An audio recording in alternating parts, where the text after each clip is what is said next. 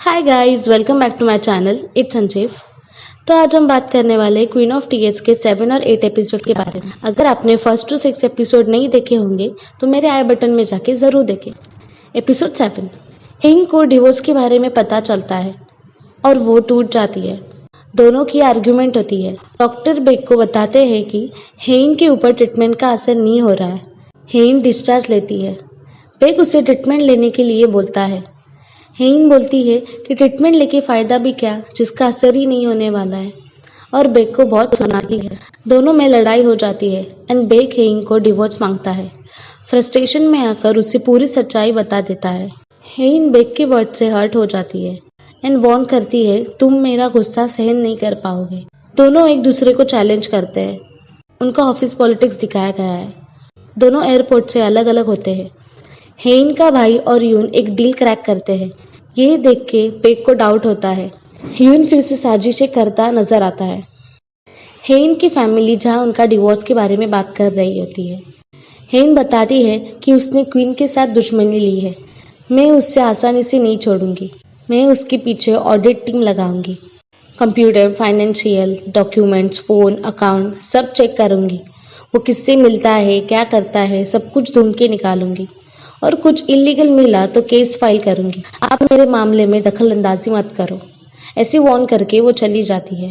Bake grandpa से मिलने जाता है और हेइंग के भाई को यून से दूर रहने की हिदायत देता है। उनसे मिलके अपने ऊपर लगाए गए आरोप को डिनाई करता है और जिन्होंने वो मैटर किया है उनका सच सामने लाता है। पर डिवोर्स को लेकर ग्रैंडपा उसे डांटते हैं। ये सब यून जो ग्रैंडपा को गिफ्ट किए हुए फोटो फ्रेम के कैमरा से देख के उन आदमियों को अवेयर कर देता है। यही सीन के दौरान बेक की मॉम बेक को कॉल करती है, पर उसका फ़ोन हेइंग की मॉम उठाती है और उन्हें डिवोर्स के बारे में बता देती है। बेक घर लौटने के बाद हेइंग उसे धमकी देती है, मैं बहुत खतरनाक अटर्नी को हायर करके तुम्हें मर्सीलेसली बाहर निकालूंगी। पर वो उस बात को नज़रअंदाज करके यून से दूर रहने की हिदायत देता है। उनका ऑफिस पॉलिटिक्स दिखाया गया है। यून हेइंग की मेडिकल रिपोर्ट देख के इन्वेस्टिगेट चालू करता है। हेइंग की फैमिली ड्रामा दिखाया गया है। हेइंग के पापा बेक को इन्वेस्टिगेट करते हैं, पर उसमें वो क्लीन निकलता है। वो सारे पिक्स हेइंग को देता है और उसे कहते हैं कि उसका मैरिटल अफेयर नहीं हो सकता है। हेइंग को इन्वेस्टिगेट में पता चलता है कि बेक ने अकाउंट से पैसे निकाले हैं और फ्लावर्स ऑर्डर किए हैं। इन्वेस्टिगेट से उसे पता चलता है कि जिस लड़की को उसने बचाया था उसकी ही मॉम गुजर गई है और उसकी फनरल के लिए बेक ने हेइंग के नाम से सब कुछ भेजा था। हेइंग उस फनरल में जाती है। बेक के मिलने पर उसे अच्छाइयाँ ना दिखाने की हिदायत देती है। हेइंग और यून की मीटिंग होती है जहाँ पे यून उससे बेक से डिवोर्स लेने की बात करता है, बट हेइंग इस बात को डिनाई करके लाइन क्रॉस ना करने की एडवाइस देती है। डिनर छोड़ के चली जाती है, बट वो हेलुसिनेशन में चली जाती है। बेक को उसकी फ्रेंड से यून की कंफर्मेशन मिल जाती है और हमें पता चलता है ग्रैंडपा का बेटा यून है। वो अपनी प्लान्स वर्कआउट करने के बारे में बोलता है एंड उनकी साजिशें देखने मिलती है। बेक कार रोक के हेइंग के पास जाता है। वो कैट को फीड करते हुए दिखाई देती है, बट वो यहाँ पे कैसी पहुंची ये उसे मालूम नहीं होता।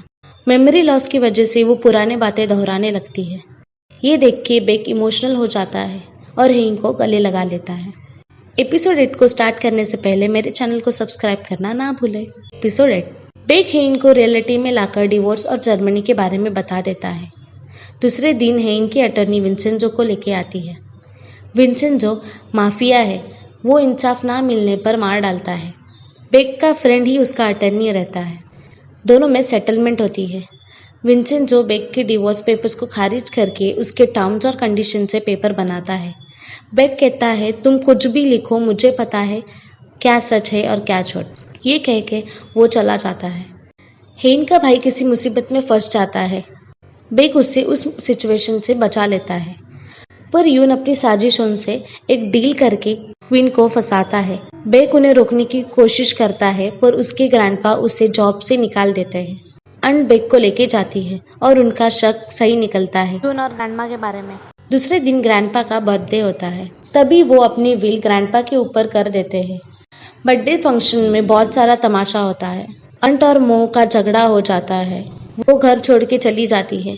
उसके बाल का सैंपल कलेक्ट करके वो डीएनए टेस्ट करवाती है। उसमें यून ग्रैंडपा का बेटा है, ये बात कंफर्म हो जाती है।